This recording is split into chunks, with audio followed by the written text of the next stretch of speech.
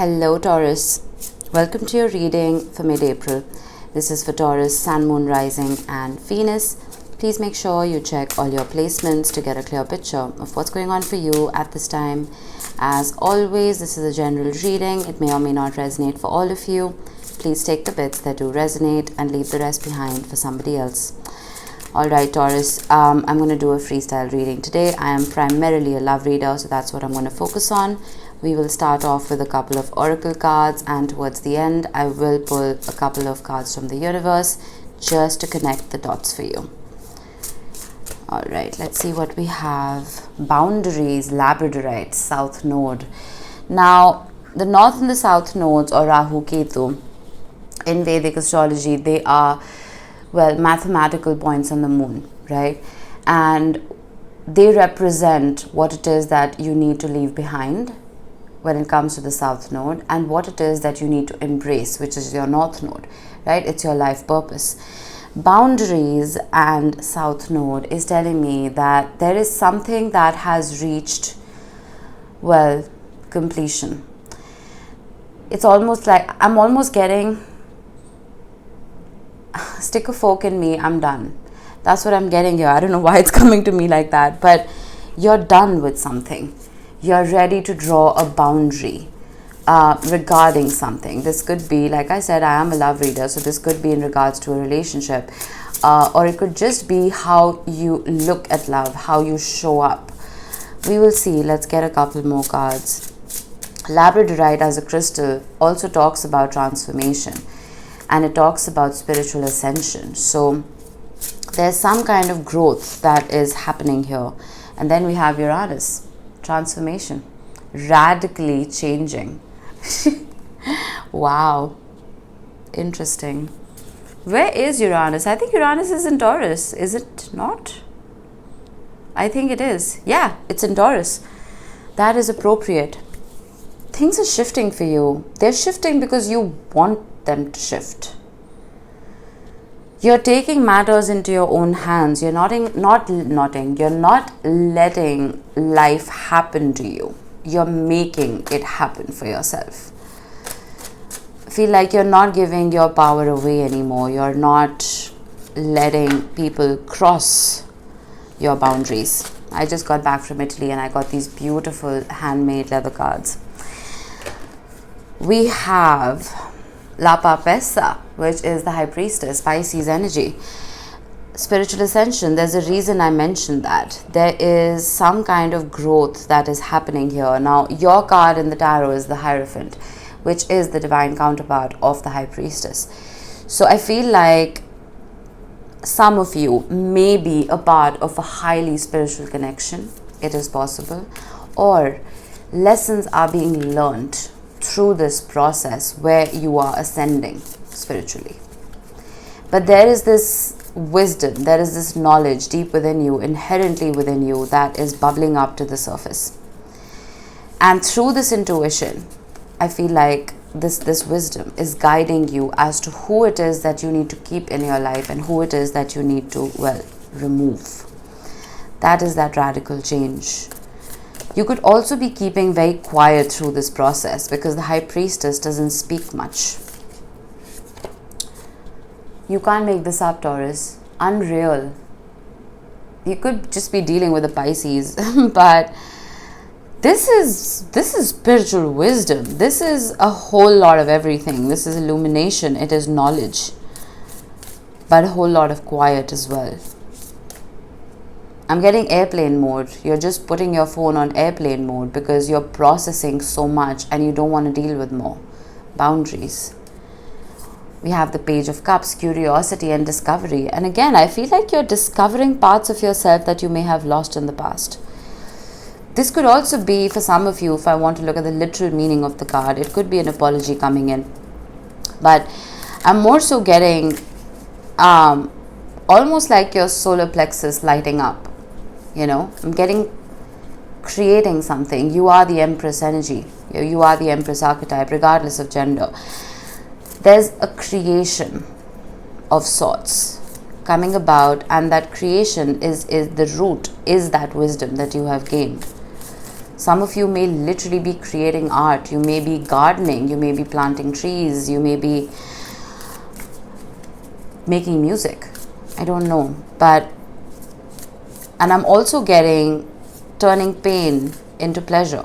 Turning something that brought you a whole lot of sadness, radically changing that into something that will light you up. We have the Eight of Swords. Overcoming fears and self-entrapment. Yeah, I knew something was wrong, which is why we have boundaries. Which is why you want to radically change something. I feel like you've been stuck in your head. The High Priestess, I don't read reversals, but I have to address the reversed meaning if the cards suggest it. If I have to look at the High Priestess in reverse, it could mean that before you reach this enlightenment, right, this spiritual ascension, you have to go through a dark night of the soul, which is nightmares, daymares, being stuck in your head, not being able to move forward from a particular topic, just ruminating over and over and over again. But again, it says overcoming those fears. So I feel like you've been doing that successfully because you're drawing those boundaries. You are keeping the people who keep you trapped, you're keeping them at bay. The people who are keeping you trapped, you are keeping them at bay. The devil, dependence and materialism, Capricorn energy. It's almost like there was a dark cloud that was following you around. The Five of Swords and the Two of Cups wanted to show up. Yeah, short-sightedness. It's possible that the person that you were dealing with was, like I said, short-sighted. There was no long-term potential. Even if there was, it wasn't tapped into. And there could have been a karmic cord that connected you and this person. It was almost impossible to break free, which is why we have that Eight of Swords. It is like that hamster wheel, right? Going over the same patterns over and over and over again and not being able to see the light at the end of the tunnel, which is why we have boundaries. Interesting. There could have been a touch of codependency, a touch of narcissism in this relationship. And then we have the Star. Beautiful. Aquarius energy, harmony and renewal. Now, Pluto, the planet of transformation, has just entered Aquarius, right? And that is going to cause radical change, not just in our personal lives, but on a collective whole. There's going to be a whole lot of integration when it comes to communities. There's going to be integration when it comes to people helping each other grow, people helping each other heal, right? I feel like with boundaries and the Star, there is a little bit of isolation happening here, again with the High Priestess as well. But I don't see you shut up in a room, not talking to anybody. There's a filtration system in place. You are being very careful about who you are allowing into your life. You are only allowing energies that bring in that harmony. Some of you may literally be just taking time off work. You could be, taking a spa day. Whatever it is that you need to do to rejuvenate. Because whatever this was, it did a number on you. And this apology that's due to you, I feel like you're waiting for it. My advice, forgive. There's a Ho'oponopono prayer. You can YouTube it. Practice that meditation. Forgive from within. Whether you get that apology or you don't, forgive. Because that's what's going to set you free. That's what's going to break that cord. And then we have the King of Swords, articulate and intelligent. Could be dealing with an air sign, doesn't have to be. Gemini, Libra, Aquarius. But I am going to get one more card here. This could be your energy, again, regardless of gender. I feel like you are prioritizing your mind at this time. You are prioritizing intellect and truth and facts and figures and not depending on emotion to conduct yourself. Or this could just be, your person. It could be that this honest adult conversation that was missing in the past is finally going to come in. But I'm going to get one more right here. We have the Magician, synchronicity and manifestation. That's interesting. because this is a mercurial card and we are in shadow period, right? And we have the Hanged Man at the bottom. Before Mercury retrograde begins on the 21st, you have been manifesting a conversation. I see it coming in, but like I said, keep in mind Mercury retrograde. When Mercury is retrograding, conversations can, well, they may come in differently than you had hoped. There could be glitches when it comes to technology. There could be messages that are sent that shouldn't have been sent, right? There's a lot of butt dialing that happens during Mercury retrograde. But again, the Magician is telling me that you have that power, right? You have that inner wisdom to create the reality that you desire for yourself. So your thoughts matter now.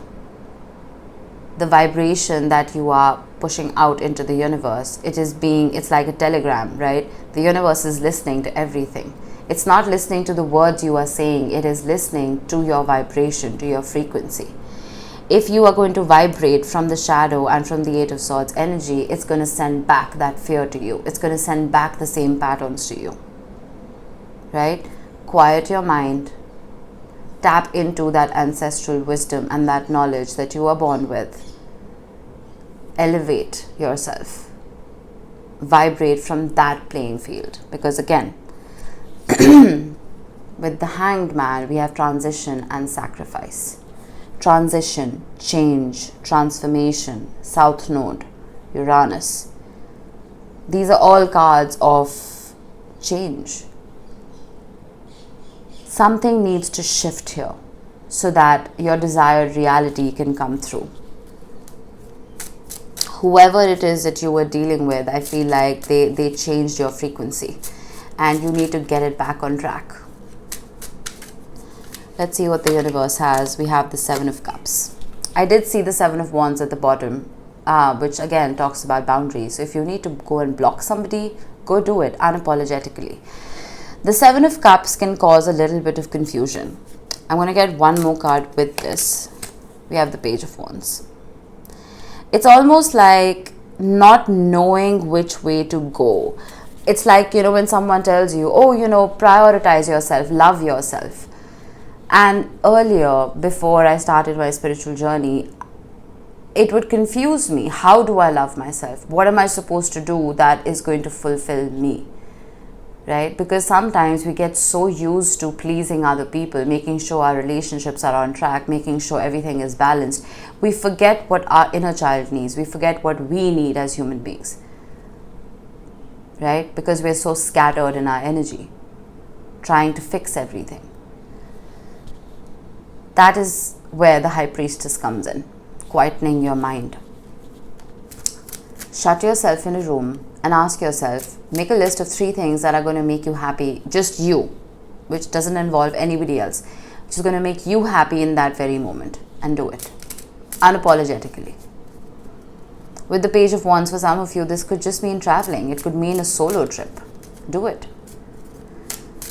And again, with the Seven of Cups and the Page of Wands, I'm getting, if anybody is coming at you with in and out energy, with more playfulness than seriousness, keep them at bay.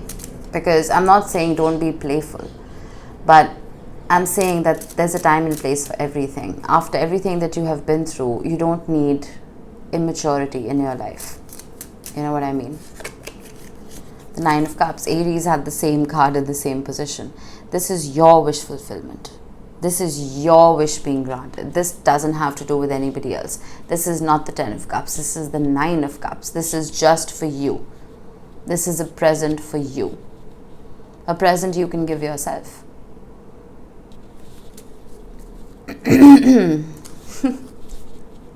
Third time's the charm. The High Priestess with the Queen of Swords. Boundaries. Boundaries, Taurus. And the Chariot. Beautiful. I knew I was getting travel. Mars is in Cancer at the moment, and the Chariot is a Cancer card. And then we have the King of Wands at the bottom with the Nine of Wands. I'm going to address that in a minute. But with the Chariot right here, I'm getting, with Mars being in Cancer, there could be a touch of passive aggressiveness it is possible when it comes to our relationships. But more than that, I'm getting a fierceness. I'm getting protecting yourself. I'm getting protecting your heart, protecting the people that you love. Right? And again, being very fierce about it. It's like that, the mama bear. That's the kind of energy I'm getting. And I'm almost feeling like you're being the mama bear to yourself. You're protecting yourself. It's like giving yourself a hug. Right? Whoever this was, I feel like they really did a number on you, Taurus. And you had to go through a whole lot of transformation to get to where you are right now. But then again, with the King of Wands and the Nine of Wands, whoever this person is, or even if it's a series of people, it's an archetype that you're attracting. They're coming at you over and over and over again. The Page of Wands and the King of Wands. And with the Nine of Wands and the Seven of Wands that's been showing up, it's almost like they're hitting a wall, finally. Earlier, it's almost like that people-pleasing tendency may have creeped in and you didn't want to be rude, right? I'm not mocking you. I do this all the time. But now it's just like you don't give a shit. You're just like, no, my peace is too important. I am not letting this crap into my life. You know what I mean? And this doesn't have to relate to your relationships. This could just be your love relationships. This could just relate to family. It could relate to your friendships. It could relate to colleagues, co-workers, whatever. Take it how it resonates, whatever your story is. But there's an inner strength that is being tapped into right here, and that's the right way to go for you. Because other people are, well, their energy is too scattered. And I don't want you to tap into that and lower your frequency in the process. With the King of Wands, there is somebody out there. We have two kings. Again, no gender in tarot. You could be attracting different types of people, Taurus. But again, a filtration system needs to be put into place because you're not the same person you were. Even last month, I would say. You've changed. So what you want to bring into your life now has to change as well. Right? Alright, that was it, Taurus. Interesting reading. I hope this helped you guys. I will see you in the next one. Bye-bye.